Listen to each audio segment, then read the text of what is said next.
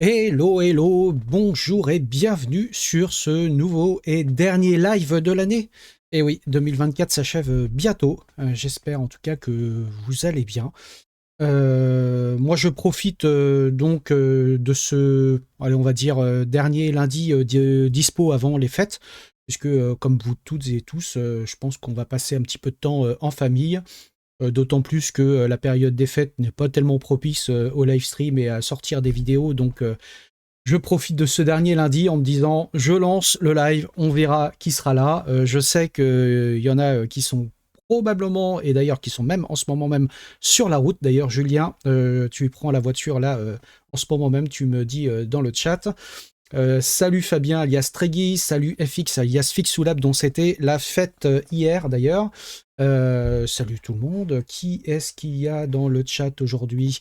Je crois que j'ai vu Mr. Tonraki, 0x5642, Jeff Maury, Léa, salut Léa, et puis Poetan, enfin bref, bienvenue à tout le monde. Écoutez, Jeff Maury est en train de dire que lui il bosse. Alors moi je bosse pas aujourd'hui puisque c'est mon jour off et donc je profite de faire ce live. Mais je bosse demain et le reste de la semaine évidemment sauf mercredi. Voilà, voilà, voilà. Bon, bah écoutez, je m'étais dit qu'est-ce qu'on va aborder aujourd'hui, de quoi va-t-on parler? Ben je me suis dit tiens si on faisait une petite rétrospective tech de 2024. Alors en rétrospective à ma sauce, hein, ce qui m'a marqué moi et les sujets plutôt que j'ai en tête, pas forcément ceux qui ont marqué toute l'industrie. Mais bon, je me dis allez parlons un petit peu des sujets et puis ben, je vais commencer tranquillou fifou par un de mes projets. Vous le savez, j'écris des émulateurs et cette année, j'ai sorti une nouvelle version de XCPC, mon émulateur d'Amstrad CPC 464, 664 et 6128. Alors, pourquoi j'en parle là? J'en avais déjà parlé il y a quelques mois déjà. C'est parce que j'ai réécrit intégralement le moteur de mon émulateur dont le code datait de 2001, donc qui a évolué tranquillement, doucement, mais sûrement au fur et à mesure des années. Et puis ça faisait un petit moment que j'avais réécrit une partie du moteur d'émulation en C++, qui restait des bugs que je voulais corriger au niveau de l'émulation, du timing, etc. Donc, eh bien, je me suis dit, allez, je finis cette réécriture et je la publie. Ce qui fait que maintenant, j'ai un émulateur qui est plutôt pas mal, qui supporte un grand nombre de logiciels, de jeux, plein de petits trucs un petit peu spécifiques sur les timings, notamment les timings vidéo. Et donc, je vous partage ça ici sur l'écran. Donc voilà, donc maintenant, j'en ai profité pour faire une intégration un peu plus poussée de l'émulateur dans le desktop, ce qui fait que lorsque l'on clique sur un snapshot ou un disque, ça ouvre automatiquement l'émulateur. Ça a l'air de rien, mais c'est intéressant. Je vais baisser un petit peu le son. Hop, voilà.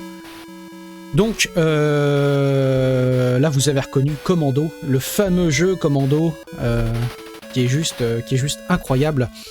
Allez, et donc cet émulateur, maintenant on peut vraiment jouer à énormément de jeux. Alors là, Commando, Craft Zunk par exemple. Qu'est-ce qu'il y avait d'autre comme jeu super intéressant? Alors on avait Robocop qui avait des voix digitalisées.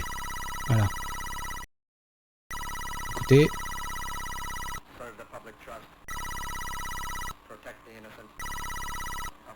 Voilà, donc ce jeu avait donc des voix digitalisées notamment, donc ça c'est assez rigolo surtout pour l'époque. Donc le fameux Sorcery que l'on connaît évidemment.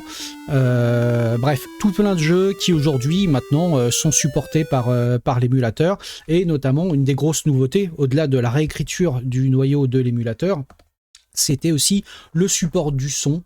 Là, il y a la musique maintenant, il y a les bruitages, donc le son n'était pas supporté depuis longtemps parce que j'avais eu la flemme, j'avais vraiment pas pris le temps de l'implémenter, donc j'ai profité de tout ça pour implémenter le support du son. Donc là, on a un émulateur réellement complet. Et ça fait plaisir. Et donc il y a quelques jours, je l'ai partagé notamment sur les réseaux sociaux. Je vais vous partager ça à l'écran. Zou. Voilà, et je me suis lancé, je ne sais pas pourquoi, dans l'écriture d'un émulateur de Game Boy, la première Game Boy du nom. Pourquoi? Parce que pourquoi pas, je m'étais dit, tiens, c'est un petit hardware assez sympa à émuler. dont le CPU est très proche du Z80 puisque c'est un dérivé de 8080 et de Z80 à la sauce Sharp. Donc c'est un cœur qui s'appelle le SM83 avec quelques modifications et améliorations. Et puis donc là j'ai un moteur là qui tourne avec une émulation du CPU à 100%. Le fait d'avoir déjà créé un émulateur du Z80, ça m'a quand même beaucoup servi, on va pas se mentir. Et je suis en train d'implémenter le PPU, donc le Picture Processing Unit, comme on dit, pour pouvoir afficher des sprites. Donc l'objectif, c'est, dès que j'aurai un petit peu de temps, d'essayer de booter une ROM et de faire afficher au moins le logo Nintendo qui descend, qui permet donc de montrer que la Game Boy boot correctement. Voilà. Donc ça, c'était pour la partie projet plutôt perso. Alors cette année, vous le savez, j'ai écrit quelques utilitaires pour Proxmox, donc PVE Snapshot notamment. J'ai écrit PVE Bulk qui permet donc d'effectuer des actions en masse sur des VM et sur des conteneurs. Donc c'est toujours disponible tout ça sur mes miroirs GitHub avec GitLab et Bitbucket. Et donc ce qui est sympa, c'est que notamment sur mes petits outils PVE, j'ai quelques contributeurs réguliers, dont un contributeur qui est un Italien que je salue au passage. Donc qui m'envoie régulièrement, qui utilise mes outils régulièrement, et qui m'envoie régulièrement des petites corrections, des petites évolutions, des petites demandes. Donc ça c'est plutôt sympa. Donc voilà, au-delà de différentes contributions que je peux avoir sur différents projets open source et logiciels libres, bah, ça permet de pouvoir continuer à faire évoluer un petit peu mes propres outils et puis de les partager. Et puis bah, sinon 2024 pour moi c'était aussi une super année au niveau des conférences, hein, puisque j'avais donné donc la conférence avec mon compère Romain Berton sur l'ordinateur d'émission Apollo, sur l'AGC, ce qui était une conférence qui a extrêmement bien marché. J'ai fait une autre conférence sur le support web audio et web MIDI dans les navigateurs que j'ai donné donc à Riviera Dev. Et depuis septembre, j'ai lancé mon nouveau talk sur la faille XZ dont j'avais déjà parlé il y a plusieurs mois sur cette chaîne. Donc une conférence dans laquelle je décortique l'attaque XZ et d'un point de vue d'ingénierie sociale, d'un point de vue d'ingénierie technique et toute la prospective que ça peut avoir sur l'industrie. Donc si vous voulez voir ce talk, bah, sachez que je le redonne d'ailleurs à Touraine Tech en février, et j'ai postulé notamment aussi à Devox pour pouvoir la redonner, donc j'espère que je serai retenu. En tout cas, vous pouvez la voir les replays sur YouTube, puisque je l'ai fait au DevFest Nantes, au DevFest Toulouse, j'ai fait à Volcamp, donc elle a été déjà donnée plusieurs fois, et c'est un talk sur lequel j'ai eu vraiment d'excellents retours, donc ça fait vraiment plaisir, parce que j'ai vraiment creusé le sujet, travaillé le sujet, et donc bah voilà, c'est toujours, ça fait toujours plaisir quand j'ai de bons feedbacks là-dessus. Voilà, d'un côté plutôt, on va dire, perso, donc, et d'ailleurs, je parlais donc de mon émulateur d'Amstrad CPC et de Game Boy. Sachez que l'année 2024 a été aussi source de l'arrêt d'un processeur mythique, le Z80. Zilog a annoncé, je crois c'était en avril dernier, arrêter la fabrication du Z80. Donc le Z80 qui est un processeur qui a été conçu par des anciens d'Intel dans les années 70, et donc il était conçu entre 75 et 76, et le Z80 a été produit pour la première fois, commercialisé en juillet 1976, soit 3 mois après ma naissance, puisque je suis d'avril 1976, donc 48 ans. Donc c'est un processeur qui a été fabriqué pendant 48 ans, donc 48 ans de bons loyaux services. Alors on pourrait croire qu'un processeur 8 bits tel que celui-ci ne servait plus aujourd'hui dans l'industrie. Or, il était encore employé comme microcontrôleur à pas cher dans plein d'appareils, notamment des photocopieurs, des scanners, pas mal d'appareils comme ça, dans lequel il y avait dans lequel était utilisé le Z80. Alors pourquoi utiliser un processeur aussi antique et ancien que ça? Bah, c'était simple, c'est que le Z80 ayant une très très longue carrière, ça nous permettait de pouvoir trouver assez facilement du code qui était bien connu, validé, testé. Donc le Z80 avait une Logitech quand même assez importante, donc ça permettait de pouvoir construire des équipements à base de Z80 et d'avoir du code à disposition pour faire, j'en sais rien, des multiplications, des divisions, afficher des trucs sur des écrans, etc., du traitement de chaînes de caractères. Donc il y avait vraiment une Logitech qui était assez importante. Et d'ailleurs, si le Z80 vous intéresse, je ne peux que vous conseiller de vous rendre sur z80.info, et le site internet depuis au moins 25 ans de référence sur ce processeur mythique. Voilà, voilà, voilà. Et donc, bienvenue à Hugo LGC qui me dit « Hey, je suis nouveau ici, ça a l'air cool. » Eh ben, écoute, bienvenue à toi Hugo. Et bah ouais, c'est plutôt cool. On est entre nous, on parle tech. Et là, je suis en train de faire donc la rétro-tech de 2024. En tout cas, ma rétro-tech. Et donc, pour embrayer sur un tout autre sujet, alors, il y a Léa qui me dit dans le chat, et dans pas longtemps, ils vont arrêter le X86 antique avec l'avènement du X86S. En fait, oui, c'était le sujet, puisque Intel et un consortium s'étaient alliés pour pouvoir simplifier l'architecture x86 et retirer tous les trucs qui datent d'il y a plus de 40 ans. Et en fait, il y a 2 jours, Léa, je suis désolé de te l'apprendre, mais Intel a jeté l'éponge et donc le consortium a priori abandonné la migration vers le x86S, et donc le x86 a priori restera tel quel et ne sera pas simplifié, et il continuera à embarquer tous ces vieux modes, les modes réels, modes protégés et tout le tralala qui va avec ça. Voilà. Donc voilà, le x86S aura vécu finalement, on va dire, en tout cas en tant que projet, peut-être, je sais plus, 1 an et demi peut-être, ou 2 ans. Donc en tout cas, il n'aura pas fait long feu. Et donc, petite digression, puisque Léa, je suis sûr que tu as fait exprès pour me faire drifter. Je voulais vous parler d'un sujet qui a remué, secoué pas mal l'industrie cette année, et c'était, je vous affiche ça à l'écran, c'était Broadcom, donc qui annonçait la fin des licences perpétuelles VMware.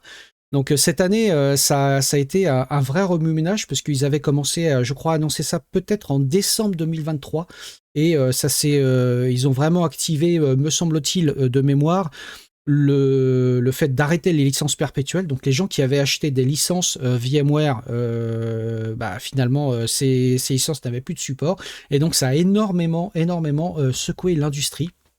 Et tant et si bien que beaucoup de comment je dirais, d'industriels, de professionnels de l'IT ont commencé à envisager donc d'aller vers d'autres solutions, et notamment des solutions open source et libres. Pourquoi ? Parce qu'en fait, VMware, au-delà du fait d'arrêter les licences perpétuelles, le support des anciennes licences, c'est-à-dire que pour les nouvelles licences, et notamment apporter un système de facturation donc à la location, comme ça se fait beaucoup aujourd'hui dans le logiciel, c'est-à-dire payer tous les mois ou tous les ans une dîme qui permet donc d'utiliser ces logiciels, et c'est surtout que les prix ont été multipliés par un facteur complètement fou. Et les industriels, les professionnels de l'informatique se sont dit, en fait, VMware est en train de nous saigner, Broadcom est en train de nous saigner avec les produits VMware, et donc beaucoup de professionnels ont commencé à chercher un certain nombre d'alternatives. On peut citer notamment Proxmox VE, qui, je sais, souffle un peu le chaud et le froid sur l'industrie, mais qui est quand même de loin, je pense, une des solutions les plus intégrées et les plus simples à mettre en œuvre, même si elle ne se révèle pas forcément la plus performante. Attention, moi je suis grand utilisateur de Proxmox VE, vous le savez, hein, j'ai développé des outils pour, mon infra personnel tourne sous Proxmox, au niveau professionnel je l'utilise sur beaucoup d'applicatifs, notamment des applications clients. Mais Proxmox n'apporte pas forcément le meilleur taux de performance. Il y a des solutions qui sont plus performantes que Proxmox, mais Proxmox reste quand même une solution tout intégrée avec les systèmes de backup, les systèmes de snapshot, une interface graphique qui, on peut dire ce qu'on veut, est quand même assez pratique, une CLI pour à peu près tous les outils de Proxmox pour piloter les clusters, pour piloter les VM, les conteneurs LXC, etc. Et j'en passe. Donc Proxmox a vraiment pris un petit peu d'épaisseur, j'ai envie de dire, cette année, à la faveur de l'abandon de VMware, de ses licences perpétuelles. Et j'ai vu aussi d'autres acteurs qui ont jeté leur dévolu, non pas sur Proxmox, mais pour certains sur XCP-NG, qui est aussi une excellente solution, qui est du Xen derrière. Donc donc c'est une interface qui va permettre aussi de pouvoir gérer ces VM de façon peut-être, je pense, moins intégrée que Proxmox. En tout cas, il y a des outils qu'on ne retrouve pas forcément dans XCP-NG, mais c'est une excellente solution de virtualisation que je vous conseille de tester pour vous faire un avis si le sujet si le sujet vous botte. Donc, alors Fabien dit personne est passé sous DOSBox et les gens ne savent pas s'amuser. Ah ouais, DOSBox, effectivement. Ouais. Bon, après, pour les applications modernes, je suis pas certain que ça fasse le taf. Et sinon, au-delà donc de Proxmox et puis de XCP-NG, bah, on va retrouver le traditionnel OpenStack et toutes les solutions qui sont un petit peu de type OpenStack. Donc il y a quand même, je trouve, beaucoup de professionnels qui se sont vraiment détachés de Broadcom et donc de VMware cette année, ou qui sont en train de le faire, et qui sont en train donc d'aller plus vers des solutions libres et open source. Alors ça a un avantage et un inconvénient selon moi. En tout cas, ça a l'avantage donc de remettre un petit peu la lumière sur des solutions open source et de logiciels libres qui sont vraiment des solutions de qualité, je pense, et qui, je pense, permettent aussi d'amener un certain niveau de contribution qui est un peu plus fort. On voit que sur ces solutions, il y a pas mal de fonctionnalités qui sont arrivées ces derniers temps et qui sont vraiment assez intéressantes. Alors Jeff Maury dit KubeVirt. Ouais, bah après, on peut pas aussi parler de Cube et tout ça. Hein. C'est vrai que la fin de VMware, il y a beaucoup d'entreprises qui se sont dit bah, aussi, on peut faire un move. Ils envisageaient un move vers Kubernetes et ils sont allés vers Kubernetes. Donc ça a accéléré, en tout cas, dans la tête de beaucoup de DSI, le fait de pouvoir remettre un petit peu à plat leur façon de faire et de changer de solution de virtualisation ou de conteneurisation si c'était plutôt de la conteneurisation. Donc en tout cas, ce qui est intéressant de voir, c'est, bah, Fix le dit hein, dans le chat, c'est il y a le choix, il y a beaucoup de solutions qui se challenge, il y a beaucoup de solutions sur le marché, il n'y a pas forcément une solution qui est meilleure que l'autre. Encore une fois, c'est comme tout, ça dépend beaucoup des usages que vous avez. Et je pense que le mieux pour se dire est-ce que Proxmox ou est-ce que XCP-NG c'est la meilleure solution pour remplacer VMware, c'est une question à laquelle on ne peut pas répondre facilement. C'est à vous de tester, de regarder les fonctionnalités que ça apporte, comment vous voulez les exploiter, et c'est à ce moment-là que vous pourrez avoir une réponse à cette question. En tout cas, voilà, je voulais vous parler un petit peu de ce sujet de VMware qui a pas mal secoué l'industrie, notamment surtout les DSI de beaucoup d'entreprises cette année. Et voilà, je pense que c'était un mal pour un bien. Après, à voir comment ça va aller évoluer dans le futur. Est-ce que VMware va revenir un petit peu plus sur ses politiques tarifaires et sur ses conditions qui étaient un petit peu restrictives sur l'usage de ces solutions? C'est à voir. En tout cas, force est de constater que VMware a encore de très beaux jours devant lui hein, dans l'industrie, on va pas se mentir. Hein. Ça va pas mourir du jour au lendemain. C'est juste que ce changement de licence et de vente de licence a vraiment secoué énormément l'industrie et notamment les DSI. Et voilà, c'était un sujet qui était quand même, je pense, assez important en 2024. Autre sujet que je trouvais aussi intéressant, alors qui n'avait pas commencé réellement en 2024, mais plutôt en 2023, mais on en a quand même pas mal parlé en 2024, c'était nos amis de HashiCorp avec Terraform. Alors Terraform avait changé donc de système de licence. Ils sont passés d'une licence open source très ouverte à une licence un peu plus fermée. Et d'ailleurs, je vous partage ça à l'écran.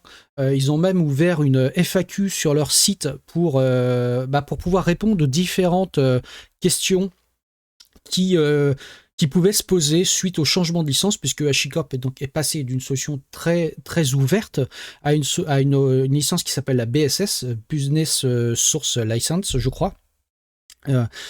Et donc, c'est une licence qui est open source, mais pas open source au sens complètement OSI du terme, open source initiative du terme, pour la simple et bonne raison, c'est que elle vous prive de certaines libertés fondamentales, et notamment le fait de pouvoir faire du business avec. C'est-à-dire que Terraform, vous pouvez toujours l'utiliser chez vous, hein, en tant que particulier, même en tant que professionnel sur vos infrastructures, ça pose aucun problème. Par contre, dès lors où vous cherchez à faire du business avec, c'est-à-dire à vendre par exemple du Terraform as a service, admettons, à vos clients, c'est là où vous rentrez en violation avec la licence. Donc, ce qui fait que comme ça vous prive d'une des libertés fondamentales du logiciel libre de l'open source, c'est-à-dire la liberté de pouvoir repackager, revendre ce logiciel, puisque ça fait partie de ces libertés fondamentales, ça reste open source, mais open source et demi, je dirais. Et donc, en 2023, vraiment, le marché s'est énormément agité par rapport à ce changement de licensing. Alors, je ne vais pas revenir un peu sur le sujet, je pense que ça a été largement commenté à gauche, à droite, au milieu, par Mons et par Vaux. Effectivement, ça a énormément trollé et ça a donné lieu à des forks.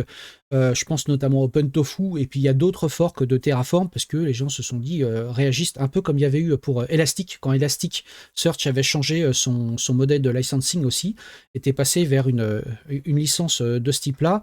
Bah, ça avait commencé à forker dans tous les sens. Et bon, après, force est de constater que j'ai pas le sentiment, après je suis pas le plus grand utilisateur de Terraform du monde et le plus grand expert sur le sujet, mais j'ai pas le sentiment que ce changement de licence ait vraiment profondément autant impacté le marché que ça et nos usages, sachant que ce que visent ces entreprises qui changent de système de licence, je pense donc notamment à Terraform dont je parle ici, mais il y avait eu aussi Elastic. D'ailleurs, Elastic qui est revenu sur sa licence, qui repropose de nouveau une vraie licence open source, je tiens à le noter. En fait, c'est surtout pour se battre contre les gros qui ne reversent pas, entre guillemets, suffisamment au projet. Et on va penser notamment à des AWS, à des Azure, qui vont prendre toutes ces solutions, vu que c'est open source, les modifier à leur guise, les repackager, les proposer à leurs clients en faisant un large bénéfice dessus, et surtout les loquer sur ces solutions-là, mais des solutions qui sont et la solution de l'éditeur avec des choses maison, et donc faire du vendeur lock-in. Et effectivement, quelque part, ça prive l'entreprise qui édite la solution d'une source potentielle de revenus. Et on va pas se mentir. Et je pense que autant, ça veut pas dire que je suis d'accord avec ce changement de licence en tant que tel. D'ailleurs, Don Rakiz a raison de le dire, il y a eu aussi MongoDB. Hein. Donc il y a eu MongoDB, Elastic, Terraform. Donc il y en a plusieurs qui ont fait ce move. Mais ça ne veut pas dire que je cautionne ce changement de licence, parce que pour moi, je pense que c'est des produits qui doivent rester open source au sens OSI du terme, donc des logiciels libres. Mais je comprends pourquoi ils le font, parce que quelque part, ça cannibalise les gros du marché, et on pense notamment aux GAFAM, hein, vont venir cannibaliser un marché, et donc ces boîtes sur lesquelles il leur restait quelques miettes de business font de moins en moins de business, et c'est un vrai problème. Alors, je ne prétends pas avoir de réponse à ce sujet, comment faire, parce que j'ai aucune réponse, je ne sais pas comment résoudre le sujet, et je pense que c'est le marché qui doit s'adapter et peut-être avoir des prises de conscience aussi de la part des DSI et des utilisateurs professionnels qui veulent revendre ça, c'est-à-dire d'avoir un juste retour aussi de contribution sur les projets ou de contribution financière si l'on est. Voilà. Et donc, en parlant de Terraform, je voulais juste aussi aborder le sujet. Je voudrais vous présenter un livre. Voilà. L'infrastructure as code avec Terraform. Alors bon, j'ai un fond vert derrière, donc forcément, là, on voit que c'est transparent. Ça, c'est les miracles de la technologie des effets spéciaux modernes. Ce livre qui a été écrit par Julien Vitouc. Julien Vitouc, qui d'ailleurs est en train de nous écouter, je pense, au volant de sa voiture, puisqu'il est en train de partir en congé. Julien a eu l'extrême gentillesse, il y a quelques semaines, de me faire parvenir son livre. Donc c'est un livre qui traite de Terraform et de comment on fait de l'infrastructure as code avec Terraform. Alors autant vous dire tout de suite, hein, je coupe tout de suite court, ce n'est pas une vidéo sponsorisée, je ne suis pas payé pour parler de ce livre, etc. C'est juste que Julien a eu l'extrême gentillesse de me proposer de m'envoyer son livre qui allait sortir à ce moment-là. Je l'ai lu et franchement je trouve que c'est vraiment super intéressant. Alors d'une part parce que je suis grand consommateur de livres tech, comparé à des sites internet où on va trouver ici et là des infos sur comment faire ci, comment faire ça, mais parfois de façon éparpillée. L'avantage d'un livre, et c'est vrai avec les langages de programmation, c'est vrai avec les outils, l'avantage d'un livre, c'est que ça permet d'avoir un contenu qui est structuré, qui est organisé, qui a été lu, relu, etc. Et je trouve que c'est intéressant d'avoir ça, d'autant plus qu'il est écrit en français. Ça, c'est quand même quelque chose qui est à noter. On ne trouve pas beaucoup de littérature en français, de littérature tech, et qui plus est sur ce sujet. Et moi, j'ai beaucoup aimé ce livre. D'ailleurs, je l'ai prêté à un de mes admins DevOps de mon équipe qui m'a dit « Ah, ça m'intéresse » et du coup, il l'a acheté. Donc, vous pouvez l'acheter sur les très grandes plateformes que vous connaissez tous pour acheter des livres. Et ce livre va finalement aborder l'histoire de Terraform, à quoi ça sert, comment ça fonctionne, l'intégration avec GitLab par exemple. Vous allez avoir aussi des exemples qui vont fonctionner sur par exemple déployer un serveur EC2 sur AWS, mais aussi déployer une base de données chez Scaleway ou gérer carrément son DNS chez OVH. Donc en fait, ce qui est plutôt intéressant, je pense, dans ce livre et que Julien a fait, c'est-à-dire il s'est pas stické à un opérateur cloud du marché en disant je vais vous montrer sur cet opérateur comment tout faire. Il a pris plein d'exemples sur plein de providers différents. Et donc il va aborder comment écrire des modules, comment gérer son state Terraform. Ça c'est toujours assez intéressant. Faire de la CI/CD avec. Enfin voilà. Donc il y a vraiment plusieurs choses qui sont vraiment assez intéressantes dans ce bouquin. Donc je vous ai vous en parler parce que je trouve que c'est bien d'avoir quelqu'un dans notre communauté qui prend le temps d'écrire un livre sur le sujet et de partager ça. Alors, ce bouquin, si vous êtes déjà expert Terraform, très honnêtement, il vous servira pas grand-chose parce que tout ce que vous allez trouver dedans, globalement, vous le connaissez. Par contre, je pense que pour les gens qui débutent dans Terraform ou les gens qui sont plutôt qui arrivent à un niveau médiocre, je dirais, sur le sujet, ça peut être un excellent livre de chevet et un excellent livre d'accompagnement dans comment faire du Terraform au quotidien. Donc voilà, moi je voulais juste vous profiter un petit peu de mon sujet sur HashiCorp et Terraform pour vous parler de ce livre. Donc encore une fois, Julien, merci de m'avoir envoyé ton livre. J'ai beaucoup apprécié. Les gens à qui je l'ai prêté aussi ont beaucoup aimé.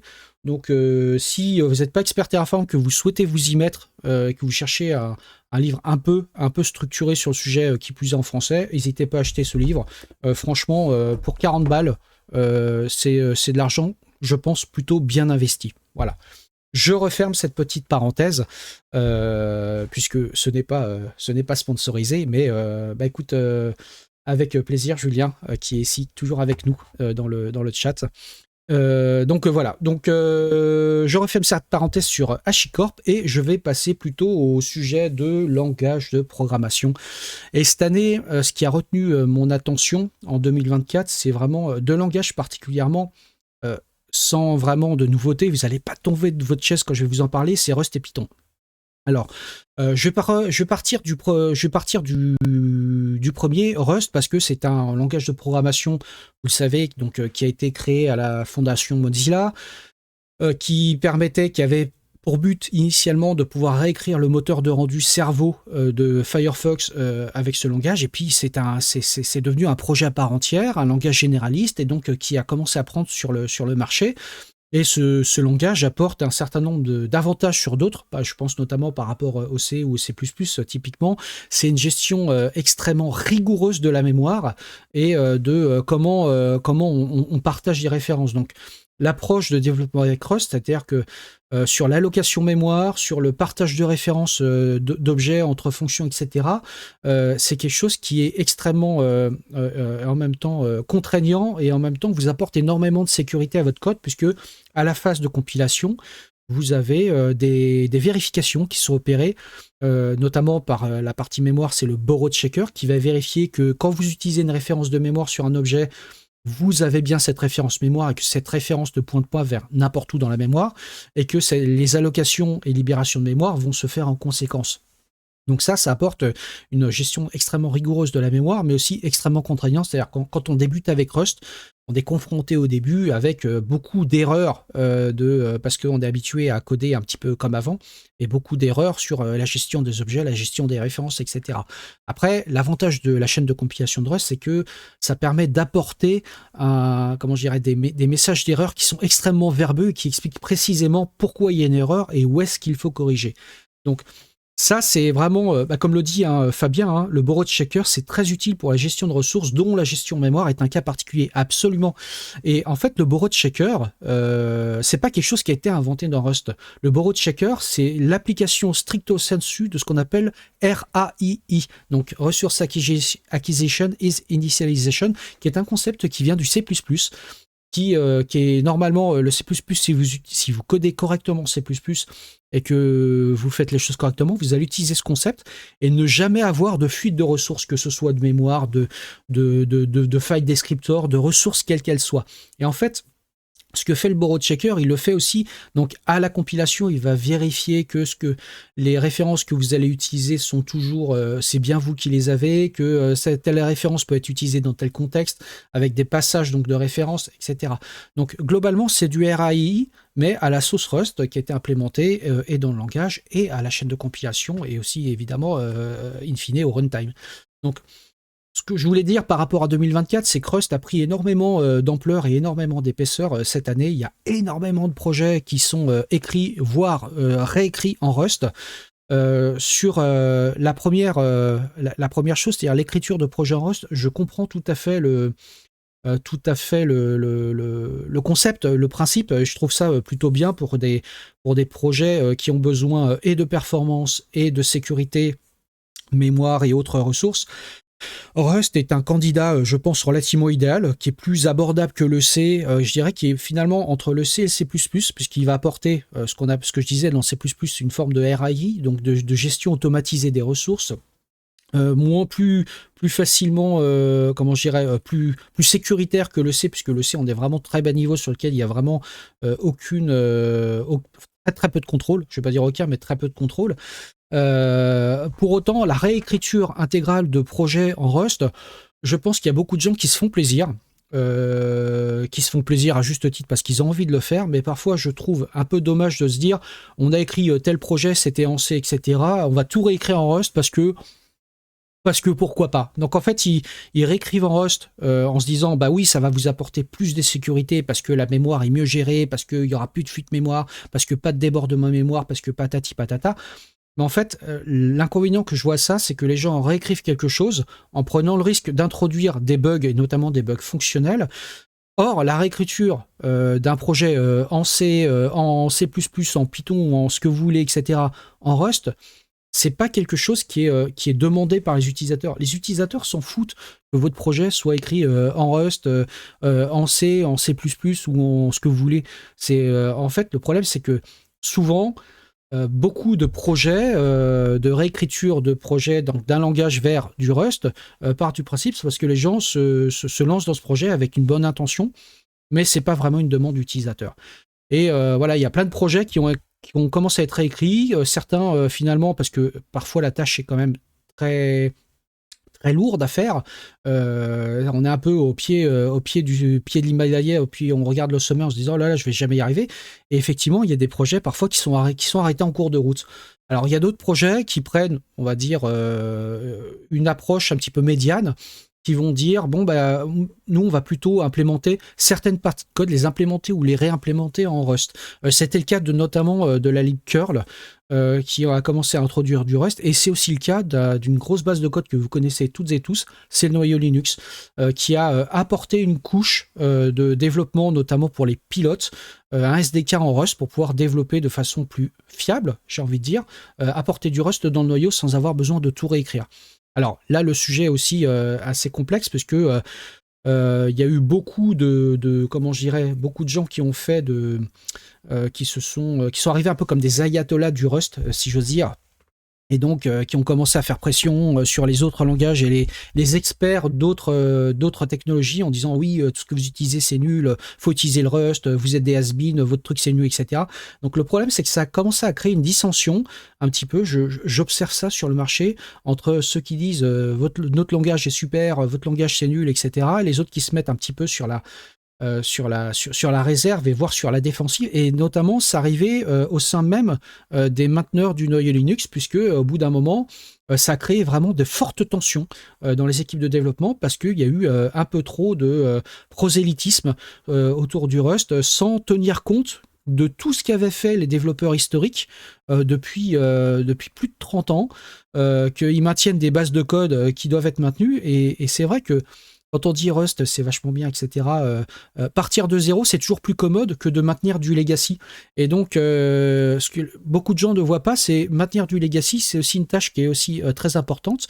Et le Rust va apporter des avantages, le C va apporter d'autres avantages, mais on ne peut pas dire il faut tout réécrire dans tel langage parce que ce langage est plus moderne, parce qu'il est mieux, parce que votre truc c'est nul.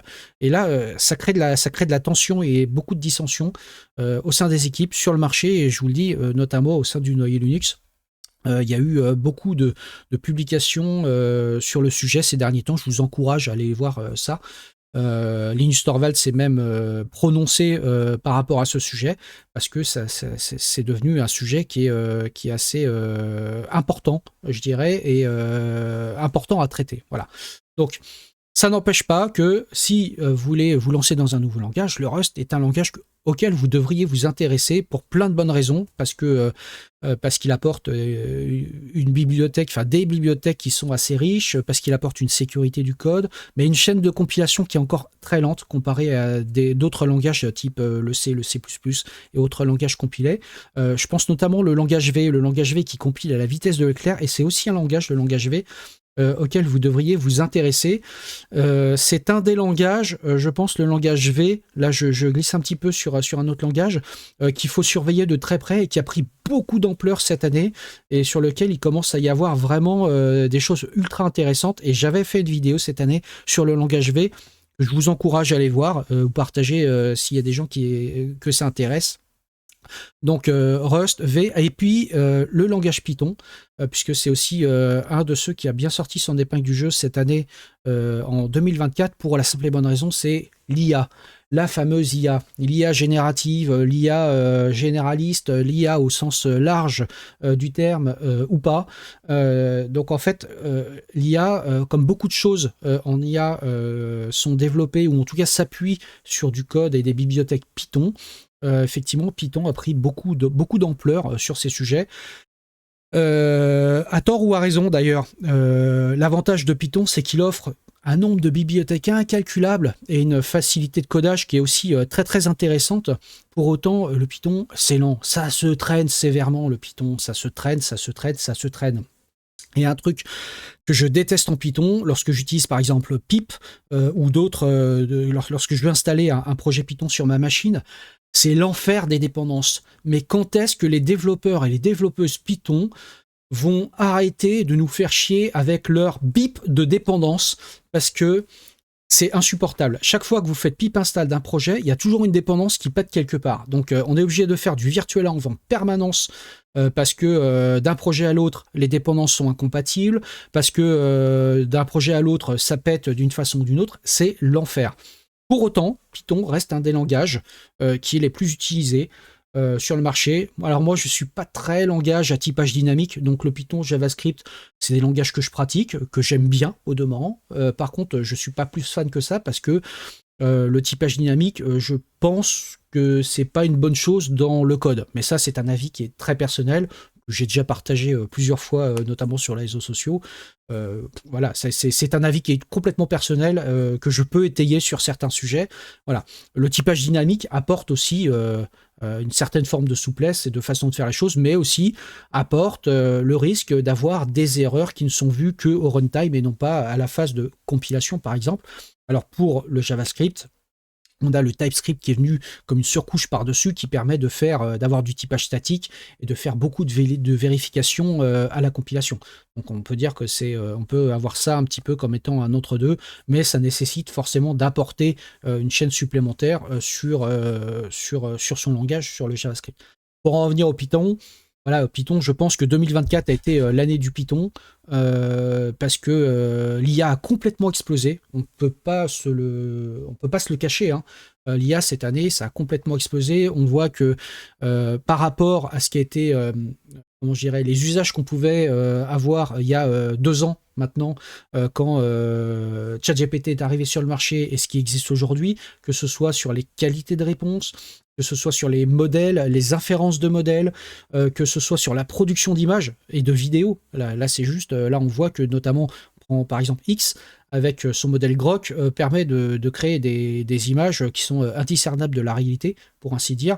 Et l'inconvénient de tout ça, c'est que ça permet de lancer plein de trolls sur les réseaux et de faire énormément de désinformation.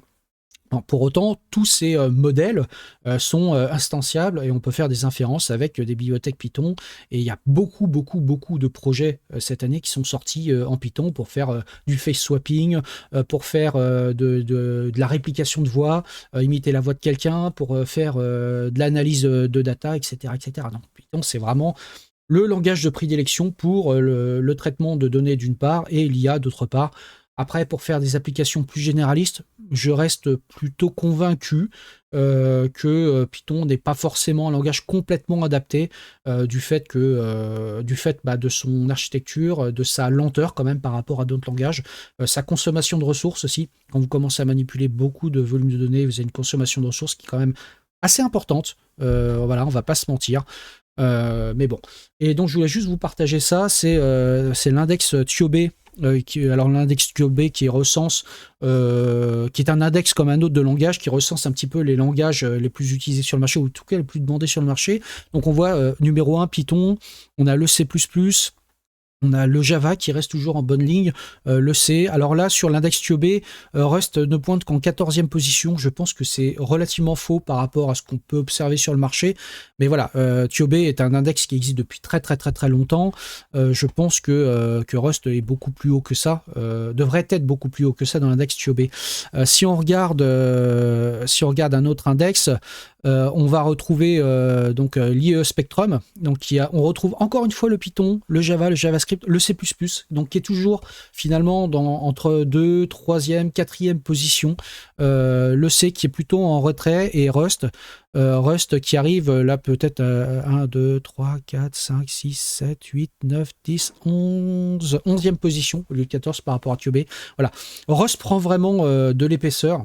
Et pas mal d'ampleur sur le marché, et je pense que c'est intéressant de le noter et à suivre. Et Python reste aujourd'hui le numéro 1, le langage qui est le plus utilisé, parce que facile d'accès, parce que c'est facile de l'enseigner, ça ne demande pas vraiment de très grandes connaissances, je dirais, pour pouvoir se lancer en programmation avec du Python. Ça reste simple.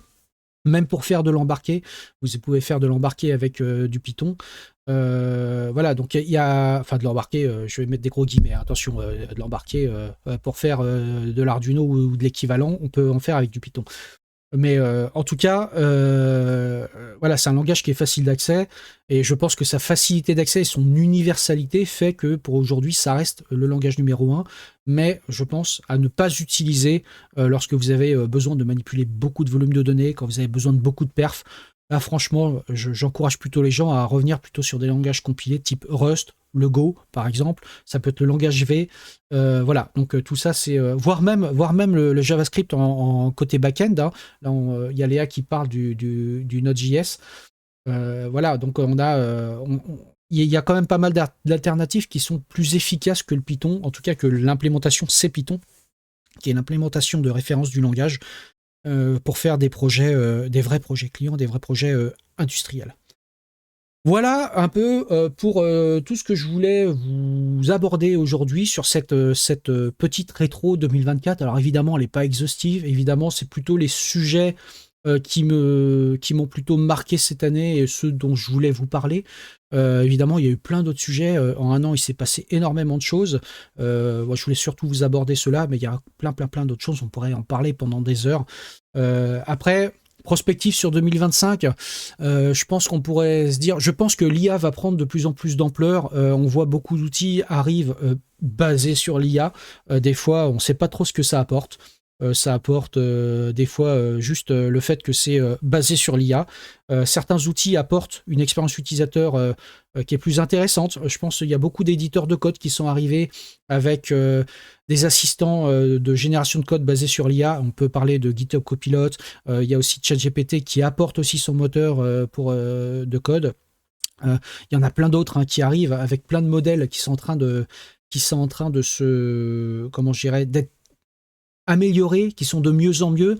Moi, il y a une chose sur laquelle je crois, d'ailleurs Philippe Charrière en avait parlé lors de sa dernière conférence qu'il avait faite au DevFest Toulouse, c'est les micro-modèles. Je pense qu'il y a une porte qui est intéressante à aller voir, de pas forcément utiliser des très gros modèles généralistes, mais d'avoir plein de petits micro-modèles. Je pense à Qwen 2.5 par exemple. Vous avez le Qwen en version, je sais plus trop quoi, 1 milliard de paramètres, etc., qui tient en quelques centaines de mégas de mémoire sur lesquels on peut faire des choses super intéressantes et créer des agents, plein d'agents qui peuvent converser entre eux, qui peuvent interagir entre eux, basés sur des micro-modèles, peut-être beaucoup plus intéressants, si bien utilisés, si bien entraînés, ou en tout cas bien drivés, qu'un énorme modèle qui va consommer énormément de mémoire et qui va consommer énormément de GPU. Voilà.